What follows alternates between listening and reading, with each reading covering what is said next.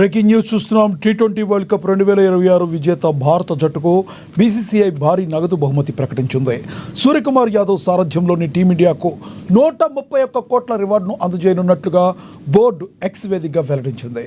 T20 ప్రపంచ cup చరిత్రలో టైటిల్ను రిటైన్ చేసుకున్న తొలి జట్టుగా భారత జట్టు రికార్డు సృష్టించిందని బీసీసీఐ తెలిపింది. టీ20 ప్రపంచ కప్ ట్రోఫీని 3 సార్లు గెలిచిన ఏకైక జట్టుగా నిలిచిన టీమిండియాకు 131 కోట్ల రూపాయల క్యాష్ రివార్డు ఇవ్వాలని నిర్ణయించినట్టుగా ఎక్స్లో వెల్లడించింది. ఈ అద్భుత విజయానికి కారకులైన ఆటగాళ్లు, సపోర్ట్ స్టాఫ్, సెలెక్టర్లకు అభినందనలు అని బీసీసీఐ ఓ ప్రకటనలో పేర్కొంది.